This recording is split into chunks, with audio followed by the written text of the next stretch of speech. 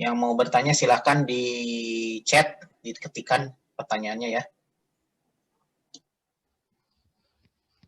Baiklah, Assalamualaikum warahmatullahi wabarakatuh. Kami dari kelompok 5 akan menjelaskan teknik volunteer sampling, convenience sampling, purposive, dan kuota sampling.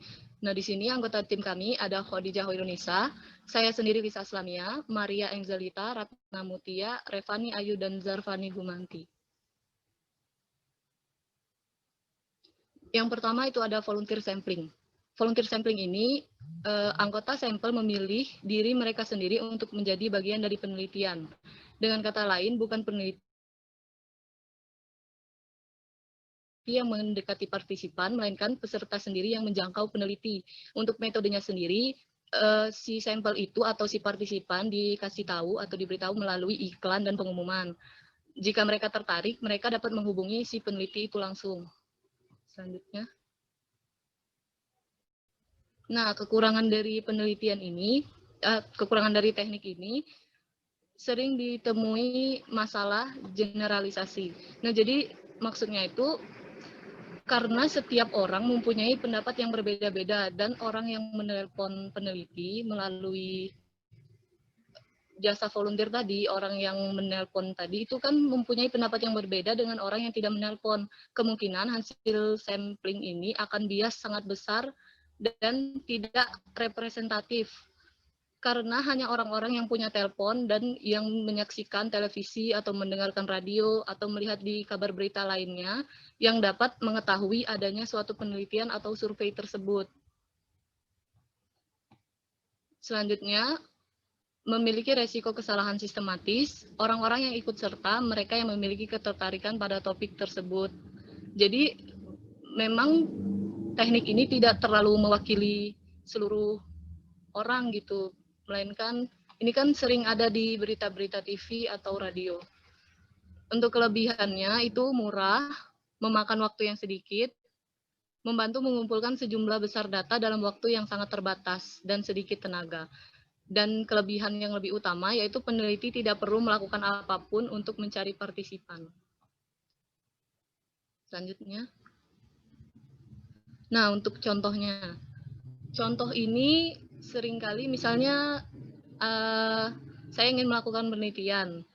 Nah, untuk menentukan sampelnya, saya menyebarkan sebuah berita di televisi, di IG, atau di radio, bahwa saya akan melakukan penelitian dan meminta siapa yang bersedia untuk menjadi sampel di sini. Jadi, apabila ada seseorang yang ingin secara sukarelawan ingin menjadi sampel, maka mereka akan menelpon si peneliti atau memberitahu bahwa mereka siap menjadi sampel. Jadi itu contohnya buat volunteer sampling. Selanjutnya akan dijelaskan oleh yang lain. Sebelumnya suara saya sudah terdengar? Dengar. Sudah. Saya di Hoirunisa akan menjelaskan tentang convenience sampling. Jadi, convenience sampling ini adalah jenis metode pengambilan sampel non probabilitas, di mana sampel diambil dari kelompok orang yang mudah dihubungi atau dijangkau. Misalnya berdiri di mall atau toko bahan makanan dan meminta orang untuk menjawab pertanyaan merupakan contoh dari convenience sampling. Jenis pengambilan sampel ini juga dikenal sebagai pengambilan sampel ambil, pengambilan sampel tidak sengaja, dan pengambilan sampel peluang. Teknik ini berguna jika populasi sasaran didefinisikan dalam kategori yang sangat luas. Metodenya yaitu mendekati anggota populasi sasaran mana saja yang dapat ditemui pada saat itu, lalu ajak orang tersebut untuk berpartisipasi dalam penelitian, dan jika orang tersebut menunjukkan persetujuan, maka penelitian selesai. Next. Nah, kekurangan pada convenience sampling yaitu terpaku pada bias pengambilan sampel dan kesalahan sistematis. Jadi, karena teknik ini dapat dilakukan dengan mengambil siapa saja yang dapat peneliti, sehingga hasil yang diperoleh dapat menghasilkan bias dalam pengambilan keputusannya. Dan kategori-kategori populasi sasaran luas untuk dibagi menjadi kategori-kategori dalam jumlah tak terbatas di dalam diri mereka sendiri yang secara kontras berbeda satu sama lain dan tidak dapat mewakili satu sama lain dengan cara apapun. Dan kelebihannya yaitu menghabiskan lebih sedikit usaha, tidak mahal, dan memakan waktu lebih sedikit karena sampelnya cepat dan mudah untuk didekati. Nah, mungkin selanjutnya akan dilanjutkan oleh yang lain. Saya Ratna akan membacakan contoh convenience sampling. Penelitian yang dilakukan oleh seorang dosen mengenai keinginan mahasiswa seluruh perguruan tinggi negeri dan swasta terhadap pemerintah RI berkaitan dengan langkah-langkah yang harus ditempuh dalam menghadapi krisis moneter yang telah berjalan sejak bulan Juli 1997. Di sini dapat lebih tepat dari segi waktu dan kemudahan mendapatkan data menggunakan teknik convenience sampling dengan mengambil sampel mahasiswa dari setiap kelas pada saat dosen tersebut mengajar. Selanjutnya ada purposive sampling, salah satu teknik pengambilan sampel non-random, di mana peneliti mengambil sampel dengan menentukan karakteristik khusus. Dalam purposive sampling, sampel didekati dengan tujuan sebelumnya. Metodenya, pertama, tentukan tujuan penelitian. Apakah perlu ada kriteria khusus dalam sampel atau tidak. Yang kedua, tentukan kriteria atau karakteristik. Yang ketiga, tentukan populasinya menurut penelitian. Dan yang keempat, tentukan jumlah sampel yang akan diambil dari populasi tersebut.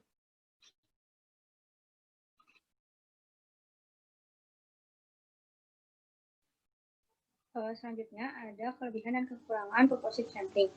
Yang pertama ada kekurangannya, yaitu tidak ada jaminan bahwa jumlah sampel yang digunakan mewakili dalam hal jumlah. Dan selanjutnya belum termasuk metode random sampling. Dan yang terakhir tidak dapat statistik. Adapun kelebihannya dari purposive sampling yaitu yang pertama mempermudah pencapaian tujuan peneliti karena sampel yang didasarkan pada kriteria yang dipersyaratkan. Yang kedua, teknik ini cukup mudah dilakukan. Yang ketiga, proses penelitian menjadi lebih efisien karena sampel yang dipilih akan lebih mudah ditemukan dan dilakukan penelitian.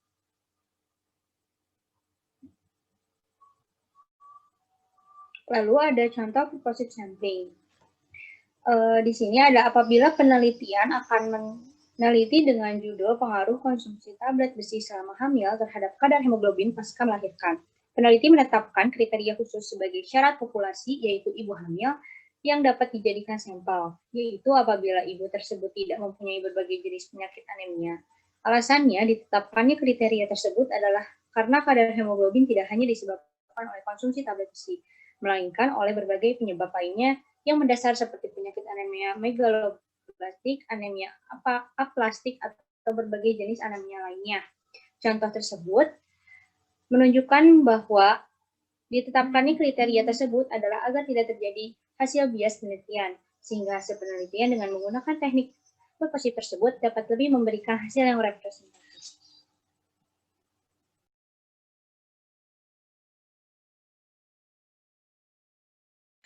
Selanjutnya ada kuota sampling atau adalah teknik pengambilan sampel non-probabilitas di mana sampel yang dikumpulkan memiliki proporsi individu yang sama dengan seluruh populasi sehubungan dengan karakteristik, sifat, atau fenomena terfokus yang diketahui. Metodenya yaitu yang pertama, dalam pengambilan sampel kuota non-probabilitas adalah membagi populasi menjadi subkelompok eksklusif. Yang kedua, peneliti harus mengidentifikasi proporsi ke subkelompok ini dalam populasi. Proporsi yang sama ini akan diterapkan dalam proses pengambilan sampel. Kemudian, peneliti memilih subjek dari berbagai subkelompok sambil mempertimbangkan proporsi yang dicatat pada langkah sebelumnya. Langkah terakhir, memastikan bahwa sampel mewakili seluruh populasi. Ini juga memungkinkan peneliti untuk mempelajari sifat dan karakteristik yang dicatat untuk setiap subkelompok. Kekurangannya, ditinjau dari bias yang mungkin terjadi, terlihat bahwa teknik sampling ini akan memperoleh data yang sangat beragam. Kondisi ini secara langsung akan berakibat pada tingkat kesulitan dalam merumuskan hasil penelitian. Penyebab bias lainnya adalah tidak adanya tata cara yang baku bagi pewawancara dalam teknik wawancaranya. Permasalahan lagi mencari tahu di lapangan bahwa pewawancara cenderung lokasi atau tempat-tempat di mana sampel dapat ditemukan dan kadang pewawancara memilih-milih responden untuk diwawancarai berdasarkan kriteria yang tidak dapat diterima seperti penampilan, gaya berpakaian, sikap, jenis kelamin, ras, dan lain-lain. Kemudian ada kelebihan dari kuota sampling. Kuota sampling muncul sebagai pilihan yang menarik karena pendataan primer dapat dilakukan dalam waktu yang lebih singkat. Kemudian penerapan kuota sampling juga dapat menghemat biaya. Kemudian pengambilan sampel kuota tidak bergantung pada keberadaan kerangka pengambilan sampel. Dalam situasi di mana kerangka pengambilan sampel yang sesuai tidak ada, pengambilan sampel kuota mungkin merupakan satu-satunya pilihan yang sesuai. Next. Nah, ini ada contoh kuota sampling. Membagi penduduk menjadi kelompok-kelompok tertentu. Ini berdasarkan dengan latar belakang budaya mereka, ada 4 ras yang menjadi contoh, ras Eropa, ras Asia India, Asia Cina, dan ras Afrika. Kemudian menghitung kuota tiap kelompok, ditegaskan bahwa untuk mencapai tujuan penelitian, 30 perwakilan dari setiap kelompok dan jumlah sampel total 150 responden akan sesuai. Kemudian menentukan kondisi tertentu yang harus dipenuhi dan kuota di setiap kelompok. Baik jenis kelamin, pria dan wanita harus terwakili secara setara dalam kelompok sampel Anda. Ini merupakan syarat penting yang harus dipenuhi. Karenanya Anda harus merekrut 15 pria dan 15 wanita dari jumlah 30 di setiap grup.